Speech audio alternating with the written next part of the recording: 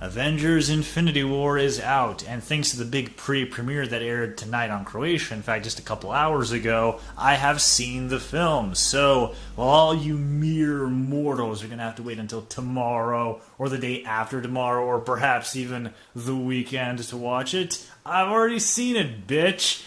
And yeah, it's fine, I guess. I'm not going to do a spoiler review here, obviously, because the movie just came out. And a lot of people would probably legitimately hate me for good reason if I so much as spoiled anything, but it's fine, like I already said. It's basically Avengers 1, except there's about 30 more people in it than usual, and the second act really fucking blows. Well, the pacing of the second act is just kind of horrendous. It just keeps going on and on and on and on. Seriously, if you've ever seen Empire Strikes Back and you thought to yourself, I like what you're doing here, but you need to, speed it the hell up a little, this is that problem times 10. On the flip side, I will give credit where credit is due. Thor is absolutely amazing in this movie, and I did not expect to say that. Thor is so goddamn good in this movie.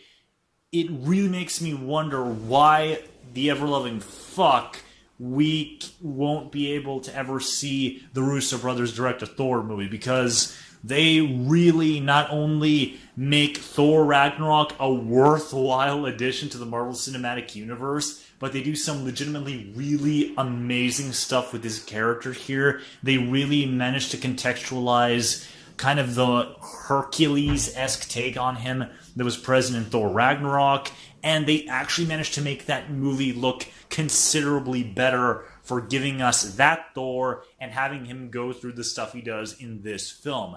That is no easy feat to do, and I did not expect to love Thor as much as I did in this movie. Also, Thanos. Yes, he's not comic book Thanos, but they still managed to add a lot of actual character to him. He's not just a generic evil space overlord. In fact, the whole kind of visage of a generic evil space overlord or a dark side light is just kind of something he's had to do out of necessity, but that's not really his shtick. And the movie really, really does give Josh Brolin a lot of legitimately fantastic material to work with. They don't just treat Thanos as a bad guy here, they treat him as an actual character, and this is probably some of the strongest material any actors had to work with in the entire Marvel Cinematic Universe. Bar none, some of the best material any of the villain actors in particular have had to do. And I don't mean that as like a backhanded compliment. This is legitimately really, really good stuff that I think deserves to be called noteworthy when we talk about good comic book film villains in general. And also another credit where credit is due, the Russo brothers actually direct something here. This is not just Civil War where everything looks like it was filmed in a generic rainy day parking lot. There are actually several really holy fucking shit moments here when it comes to the directing. Like, some of the shots here are absolutely spectacular. A lot of the visual effects are done in a very imaginative, really, really cool way. And for all the faults you can give about the Russo brothers fight scenes, they do actually manage to play them up really well. And some of the shit that they have the characters do here is legitimately very, very impressive. But ultimately, a lot of the stuff, besides Thanos and kind of Thor, is just kind of stuff that makes an overall average product look much better than it already is. Like I said, the story here is nothing noteworthy. It has a lot of moving parts in it, but not in an Age of Ultron way where all the moving parts are in service to enhancing like certain thematic messages that the movie is about.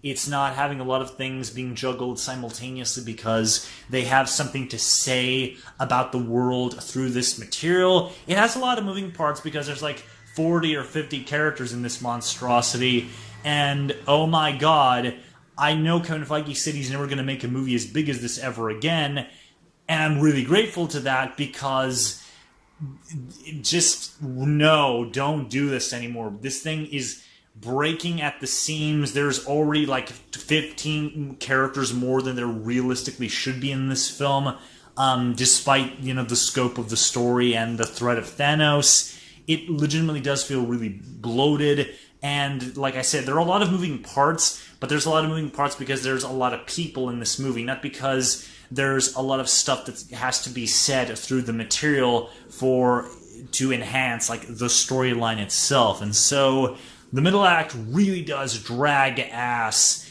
and it just keeps going on and on and on. And there was just a moment where I completely clicked out of the movie. Seriously, I was pretty much out of the movie for a good like 10 or 15 minutes because I was just waiting for something to fucking happen to make me care again.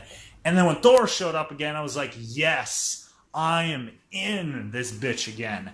And that was pretty cool. And it pretty much is kind of like Empire Strikes Back in that kind of degree, where the middle act just does not want to end no matter how much you want it to, but the beginning is pretty damn amazing, and the ending is killer. So if people compare this to Empire Strikes Back, it's not exactly an unfair comparison if you ask me. However, the film is also kind of let down by the fact that it's part of a big cinematic universe, and a lot of the emotional stuff that happens in this movie is going to get reversed. They're going to backpedal on it. They're going to do some bullshit to fix all the stuff that they've broken, because there's no way half the stuff they do here, or the vast majority of it, is actually going to stick. That's pretty much a guarantee. If this was like the second to last Marvel movie, if Kevin Feige said Avengers 4 is the last Marvel Cinematic Universe movie ever, we are never going to do another one, this is the last one, and Infinity War is the penultimate chapter, I would probably give considerably more props to this film than I am right now, because it would actually show me that, okay, this franchise has some balls, but because we're in cinematic universe territory, nothing matters, there are no consequences, nothing anyone does will matter for the foreseeable future or ever for any significant portion of time.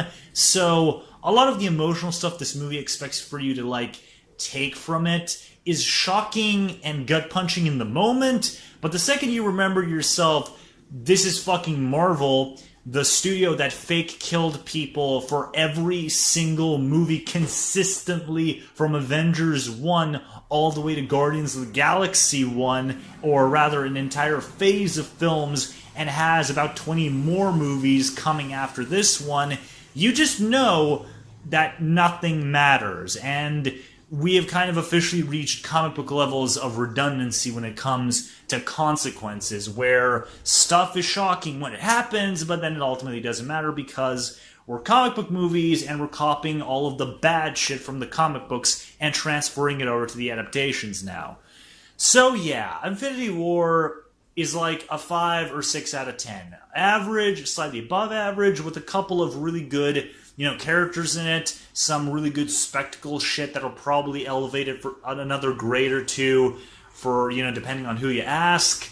But one of the greatest comic films of all time? No fucking way, son.